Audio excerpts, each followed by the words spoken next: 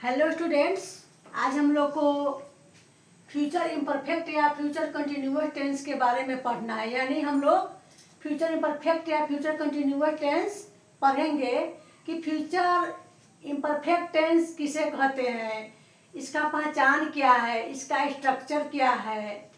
तो चलिए हम लोग देखते हैं कि फ्यूचर इम्परफेक्ट टेंस यानी फ्यूचर इम्परफेक्ट या फ्यूचर कंटिन्यूअस टेंस क्या है।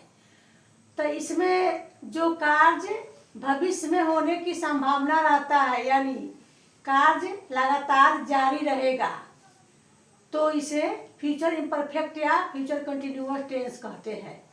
इसमें कार्य जारी रहेगा, इसीलिए इसका नाम कंटिन्यूअस दिया गया है। इसका कोई परफेक्ट टाइम नहीं होता है कि कार्य कब शुरू होगा, कब समाप्त होगा और कितना देर तक जारी रहेगा, इसलिए इसका नाम फ्यूचर इम्परफेक्ट दिया गया है।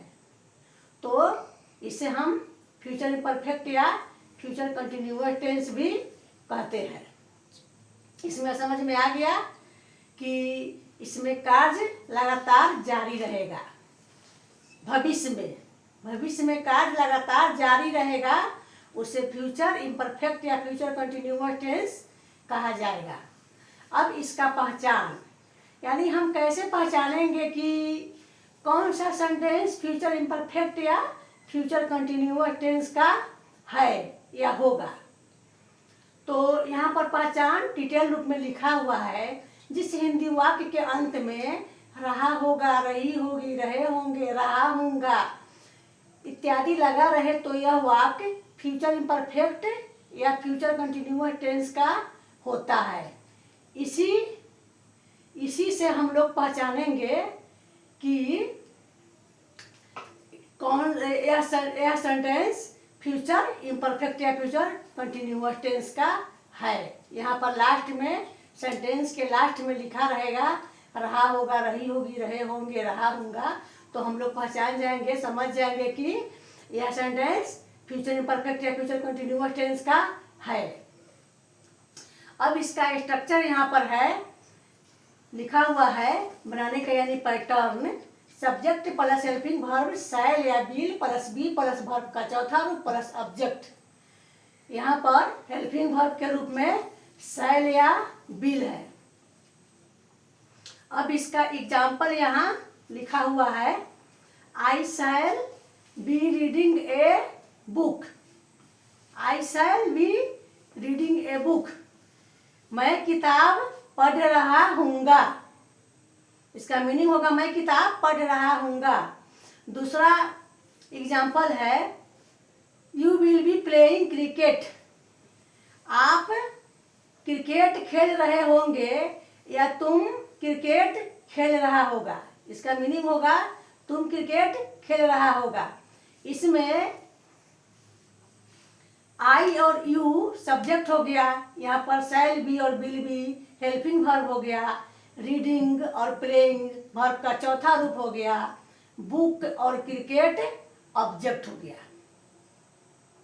अब इसे नेगेटिव बनाने का पैटर्न, यानी स्ट्रक्चर ऑफ नेगेटिव, यहाँ पर डिटेल रूप में लिखा हुआ है। सभी पैटर्न सेम ही है, एफर्मेटिव सेंटेंस के पैटर्न के जैसा ही, इसी के जैसा सभी पैटर्न है। ओनली इसमें थोड़ा सा चेंजिंग यह हुआ है कि हेल्पिंग वर्ब शैल या विल के बाद में नॉट ऐड कर देते हैं, तो यह पैटर्न नेगेटिव हो जाता है। यानी हेल्पिंग वर्ब विल या शैल नॉट तब बी, यानी विल और बी के बीच में नॉट ऐड करेंगे, चाहे शैल और बी के बीच में नॉट ऐड करेंगे, तो यह पैटर्न नेगेटिव पैटर्न हो जाएगा। यहाँ पर एग्जाम्पल लिखा हुआ है, ही या she, he oblique she will not be going to market. He will not be going to market का मीनिंग हुआ वह है बाजार नहीं जा रहा होगा, क्योंकि ही लड़का के लिए होता है। She will not be going to market का मीनिंग होगा वह बाजार नहीं जा रही होगी, क्योंकि सी लड़की के लिए होता है। अब यहाँ पर समझ में आ गया होगा कि कौन सब्जेक्ट है और कौन वर्ब का चौथा रूप है, कौन ऑब्जेक्ट है, कौन हेल्पिंग वर्ब है। इसमें सब समझ में आ गया होगा आप लोग को, क्योंकि ऊपर यहाँ पर सब बता चुके हैं। तो चलिए अब दूसरा देखते हैं example. They will not be writing a letter. इसमें इसका मीनिंग होगा वे लोग पत्र नहीं लिख रहे होंगे। इसका मीनिंग होगा वे लोग पत्र नहीं लिख रहे होंगे। You will not be playing football. आप फुटबॉल नहीं खेल रहे होंगे या तुम फुटबॉल नहीं खेल रहा होगा। यहाँ पर सभी सेंटेंस एफर्मेटिव का ही है, ओनली इसमें बिल और बी के बीच में नॉट ऐड कर दिए। यहाँ भी बिल और बी के बीच में नॉट ऐड कर दिए, यहाँ भी बिल और बी के बीच में नॉट ऐड कर दिए, तो यह सेंटेंस नेगेटिव हो गया। बस ओनली यही चेंजिंग है, बाकी सब सेम ही पैटर्न है। तो आप लोग को, मुझे उम्मीद है कि आप लोग को समझ में आ गया होगा। अब फिर मिलते हैं नेक्स्ट क्लास में। Thank you.